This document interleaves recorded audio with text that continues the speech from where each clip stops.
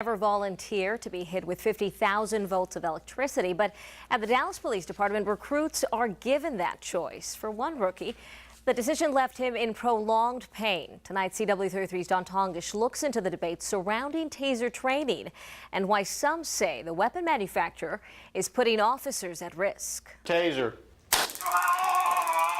It's 5 seconds of pure pain. Taser. 50,000 volts of electricity. For some in law enforcement, it's voluntary. For others, required as part of taser training, a device the company claims will incapacitate but leave no permanent damage. It seemed like a rite of passage. Everybody had to do it. Andy Butler knew it as taking a ride. As a rookie in the Dallas Police Department, he says he felt peer pressure to allow himself to be zapped, thinking it would smart a little, never imagining it would be life-changing. I don't think any reasonable person would have made that decision to volunteer and line up for that. Knowing what I know now, I would have said no. The former Marine says it didn't take long until he knew that jolt had done damage.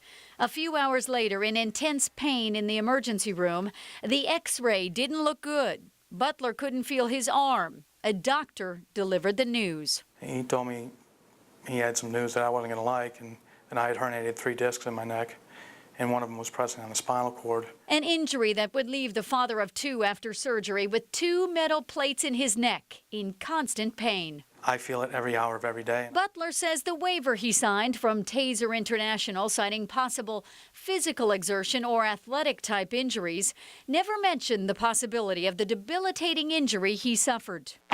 Butler has joined a growing number of police officers across the country who are suing Taser, claiming the company failed to adequately warn officers and their departments about the risks, downplaying the possibility for injury. Taser's known since at least 2004 that every time an officer was going to be tasered, he was at risk of serious injury or even death. Butler's attorney, Mark Haney, says Taser has not been upfront with police departments about the number and kinds of serious injuries suffered by officers during Taser training. They hint around about it, they suggest it, but they don't just come out and say, look, we have had 20, 30, 40 officers injured. They don't come out and just say, this is the type of risk that you pose every time you have your officers being tasered. Has Taser ever told police departments the number of officers that have reported injuries from the training exercises? Can I have the question right back?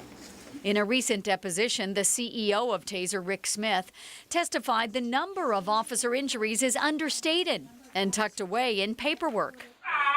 And Smith testified that despite the risk of injury to officers, even death, his company has never advised any department to stop tasing its officers. Is it fair to say that you knew back in March 1st of 2007 that having an officer take a taser hit involved a risk of death to the officer? An extremely minute risk, but yes. If an officer were to die from a taser hit, would that change Taser's position about recommending to PDs not to taser officers? No, it would not. We'd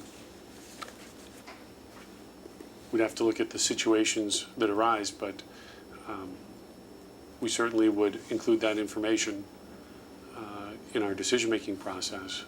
I don't know what those debilitating injuries are.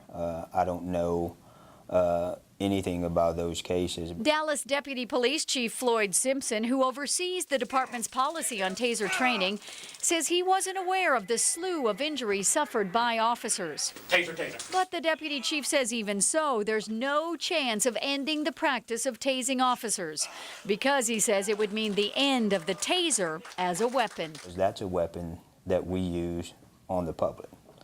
If it's unsafe and we think that it's going to harm our officers, I can't reasonably deploy those weapons against the public. How's your family? In an unexpected twist, Taser is now counter-suing Butler, who has since scaled back to a reserve officer, claiming he should have known the risks. I'm walking around with metal plates in my neck. All I did was do what I was told to do. Butler says, countersuit or not, he wants Taser to step up and help end the practice of zapping the good guys. They can end it all by just you can throw the liability release away. Just don't tase officers. Some in law enforcement believe Taser isn't asking police departments to stop tasering officers because it could jeopardize sales. But some aren't waiting. Half of the police agencies in the country no longer tase officers, but Dallas maintains the risk isn't great enough. Now, as for Taser, officials offered no comment because of the ongoing litigation. Reporting live, Tongish, CW33 News.